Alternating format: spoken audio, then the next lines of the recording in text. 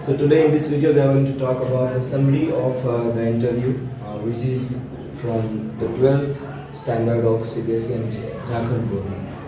The lesson begins with the introduction of an interview. और स्वाभाविक है इंटरव्यू से ही जो है इस चैप्टर की शुरुआत होती है। इंटरव्यू के बारे में बताया जाता है। इसमें पहले पार्ट में 2 पार्ट में बटा हुआ है, दोनों पार्ट को अलग अलग दिखाया है। और पहले पार्ट में हमें इंटरव्यू के अच्छाइयों और इसके खामियों को बताया जाता है, क्या कमियां होती हैं इसमें, क्या अच्छाइयाँ। It talks about the invention of journalism और जर्नलिज्म के बारे में भी बताया जाता है कि हमें इसकी शुरुआत कब और कैसे हुई। जर्नलिज्म शब्द का मतलब होता है पत्रकारिता।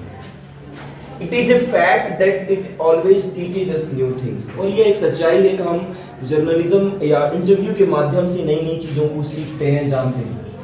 It is an extract of an interview with Umberto Eco. और स्वाभाविक है दूसरे पार्ट में अम्बर्ट इको के साथ एक कन्वर्सेशन, एक इंटरव्यू की भी बात की गई है इसमें। He was a famous writer and professor. वो एक फेमस राइटर और प्रोफेसर थे। This interview was taken by Mukund Padmanabhan. और ये इंटरव्यू जो है मुकुंद पद्मनाभन के द्वारा ली गई थी। तो पहले पार्ट में जो कुछ बताया गया है हमें इंटरव्यू के बारे में, हमने वो लिखा है। आप जरूरी नहीं पार्ट मेंशन करें, आप डायरेक्टली भी लिख सकते हैं।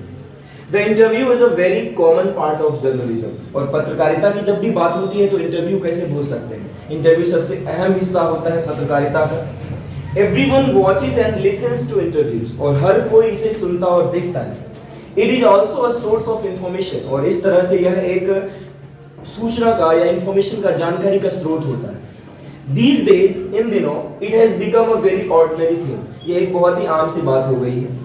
It has both advantages and disadvantages. इसके फायदे भी हैं, नुकसान भी है, क्योंकि हम इन्फ्लुएंस्ड होते हैं। जब भी किसी की इंटरव्यू हम देखते हैं, किसी की बातचीत को सुनते हैं, हम कहीं ना कहीं मानसिक या शारीरिक तौर पर उससे प्रभावित होते हैं। और सिर्फ इंटरव्यूअर को छोड़कर, यानी जिसका इंटरव्यू लिया जाता है उस पर भी इसका असर पड़ता है। और कई बार तो इंटरव्यूअर पर भी, क्योंकि वो कैसे सवाल पूछ रहा है उससे भी लोग प्रभावित होते हैं। तो कहीं ना कहीं ये जो है अच्छा भी होता है कई मायनों में, और कई बार ये गलत भी साबित होता है। कई को डिफेम कर देता है, बदनाम भी कर दिया जाता है इंटरव्यू के जरिए, या तो एक्सपोज होते हैं तरह तरह के लोग। आगे बात करें, it creates a picture in our mind. ये हमारे मन में एक तस्वीर बनाती है।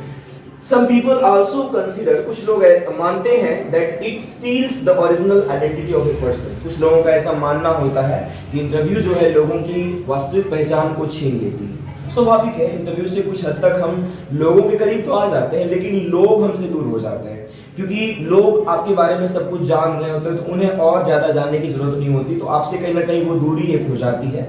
लेकिन ठीक है, यह एक जरिया है, एक माध्यम है जिससे हम अधिकांश नंबर ऑफ पीपल से जुड़ सकते हैं। It leaves both good and bad impressions on the people। और यह लोगों पर अच्छा और बुरा दोनों ही प्रभाव छोड़ती है। और फाइनली हम बात करें, the second part is the conversation of the author and Umberto Eco. Author और अम्बर्ट इको का एक कन्वर्सेशन है, बातचीत है। His novel, अब यहाँ हिज आया है अम्बर्ट इको के लिए, उनकी जो नॉवेल थी The Name of the Rose got huge success। इसे बहुत ज्यादा रिकॉग्निशन मिला, बहुत ज्यादा सक्सेस मिली। He is asked many questions regarding it। और उनसे बहुत सारे सवाल इसको लेकर पूछे जाते हैं इंटरव्यूअर के द्वारा, यानी जो हमारे इंटरव्यूअर हैं पद्मनाभन, उनके द्वारा। He also asks the author of the novel that how he likes to be identified।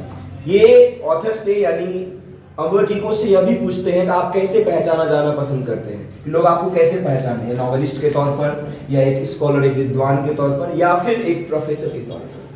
तो in reply to this question, इस प्रश्न के जवाब में Umberto Eco says that, Umberto Eco कहते हैं कि इट इज, यहाँ पर इज होना था, इट इज हिज फॉर्चून, ये उनका भाग्य है, दैट पीपल रिकॉग्नाइज हिम, कि लोग उसे पहचानते हैं।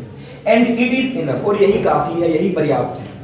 इवन द ऑथर, यानी जो अम्बर्ट इको है, even he does not know the reason of his success। उन्हें भी नहीं पता है कि उनकी सफलता का कारण क्या है, या फिर जो ये the name of the rose novel है, ये इतना सक्सेस क्यों। आपको याद होगा चैप्टर जब पढ़ेंगे तो उसमें बताया गया है कि 3 मिलियन कॉपीज जो है इस बुक की बिकी थी। ये अपने आप में बहुत बड़ी सफलता होती है। इट्स ऑल अ मिस्ट्री, यह सब एक मिस्ट्री है, रहस्य है। दस इस प्रकार the conversation comes to an end. और इस तरह से कन्वर्सेशन का अंत होता है, इंटरव्यू का अंत होता है। तो इससे हमें एक मैसेज मिलता है कि इंटरव्यू का क्या कुछ असर हो सकता है हमारे जीवन पर या फिर दर्शकों पर। और यही कुछ बताया गया है। Thank you for watching.